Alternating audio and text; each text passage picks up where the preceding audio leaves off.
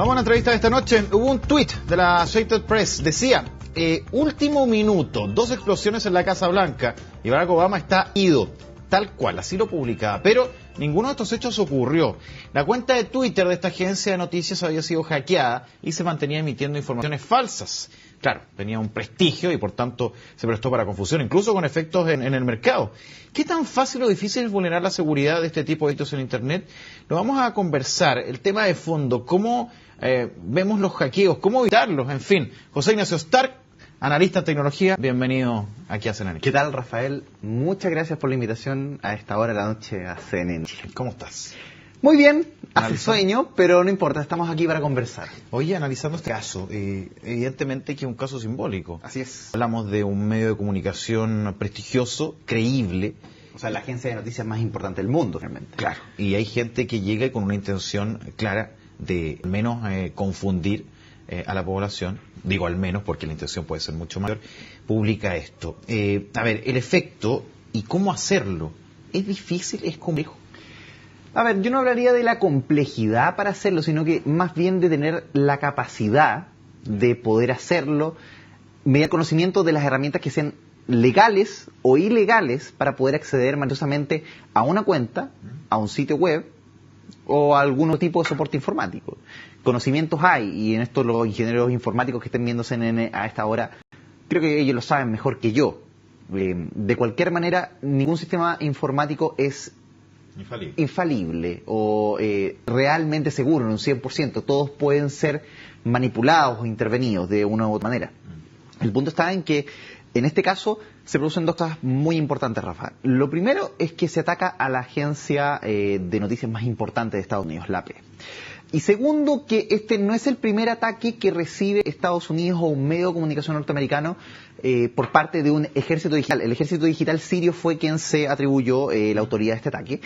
Y esto se suma, obviamente, al ataque que recibió The New York Times, Twitter, Facebook, Apple y otros medios de comunicación, también como el Washington Post, hace un par de meses. Entonces, ahí la intención era, obviamente, manipular la opinión pública y lograr alguna especie de caos, por así decirlo, en el pueblo norteamericano, lo cual efectivamente lograron. Sí. O sea, el tweet fue muy difundido en las redes sociales, fue muy retuiteado y además logró que la bolsa de Estados Unidos cayera un 1%, lo cual no es menor. Sí, evidentemente aquí hay una intención de fondo. Antes hablábamos del hackeo casi como la prueba que se ponía un experto en tecnología para poder demostrar su poder. Hoy día estamos viendo que hay que eso está, digamos, establecido.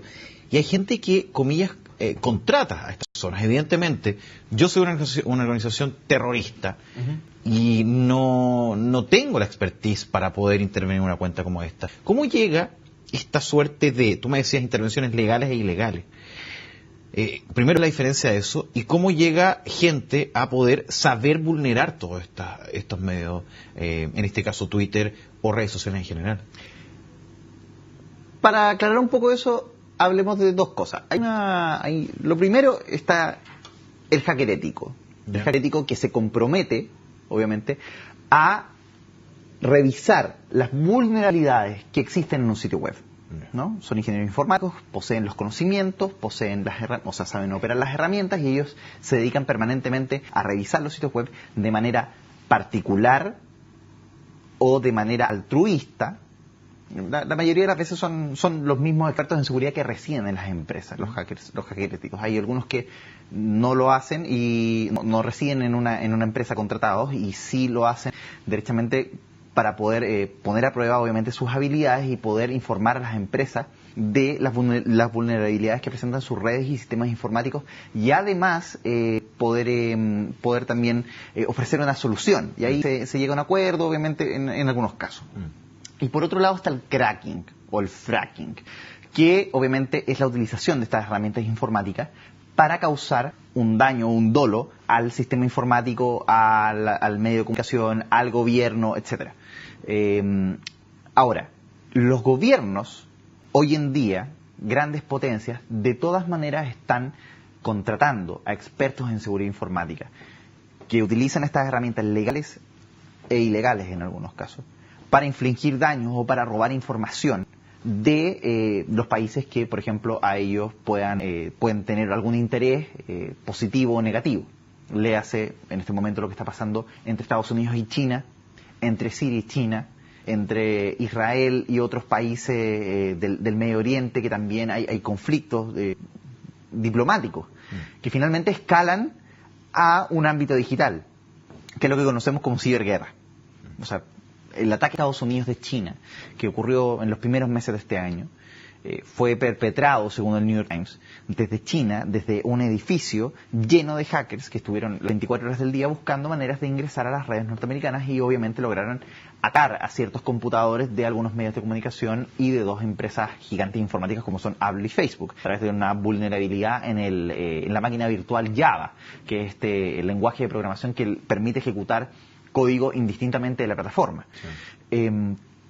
Ahí tenemos cómo, a través de una herramienta completamente legal y que es de uso para cualquier persona, como Java, presenta fallos de seguridad que les permiten a gente con las capacidades para utilizarlas y descubrir vulnerabilidades, lograr implantar software malicioso para lograr robar información en empresas que son súper importantes.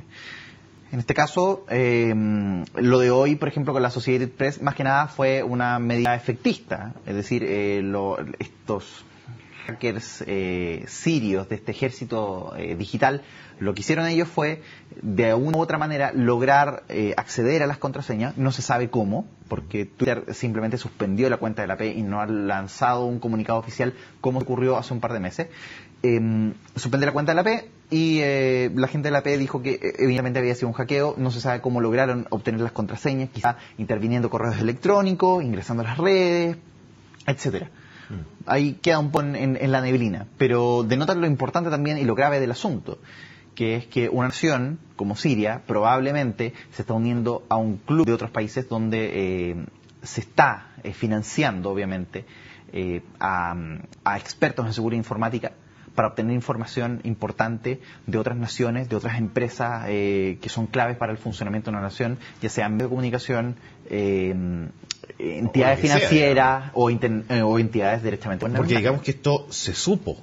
Aquí estamos viendo una publicación que no corresponde a una agencia que tiene una reputación extra digital. Para todos no resultó sorpresivo, Rafa, ver hoy día que la AP decía que habían sucedido 2 explosiones en la Casa Blanca y que Obama estaba herido. O sea, eso es algo que uno no esperaría de la AP porque, no estaba escrito como suele hacerlo la AP, que se apega a su manual de estilo ampliamente conocido y muy seguido, y por otro lado era totalmente aleatorio. Pero sí fue muy efectista, como te dije. Estas operaciones lo que buscan causar es un efecto en la población. Y te lo planteo porque sin duda que este caso buscaba un efecto directo, una reacción, en este caso incluso en el ámbito económico. Y lo lograron. Sí. Pero me imagino que si pudiera hacer esto, el acceder, por ejemplo, a la cuenta bancaria del mismo Barack Obama, sin que se sepa públicamente, yo creo que es absolutamente posible. Información, habitualmente lo pueden hacer. Es absolutamente posible. O sea, yo soy un gran escéptico, por así decirlo, de mis datos en línea. Yo ya le tengo miedo a Facebook, que es algo que todos los chilenos usamos. O sea, el 100% de los chilenos tienen una cuenta en Facebook. Y muy pocos de ellos son conscientes de su privacidad. Claro. Y de cómo sus datos están siendo expuestos. Entonces, si tenemos una confianza ciega en una red social que expone nuestros datos como ellos quieren y a nosotros no nos importa, imagínate lo que pasa en el nivel macro, cómo se manejan los datos, la seguridad de los datos a nivel gubernamental, a nivel de banco, etcétera. ¿Te parece si vamos a ir a la pausa? A la vuelta vamos a hablar de cómo tener alguna vamos a la pausa. Seguridad. Ya pues. Porque entiendo que hay códigos, autenticaciones, etcétera. A nivel más básico. Sí, para la gente que nos está viendo hasta ahora, que tiene Gmail, Facebook, redes sociales, etcétera. Vamos a la pausa, estamos con más aquí en CNN Chile.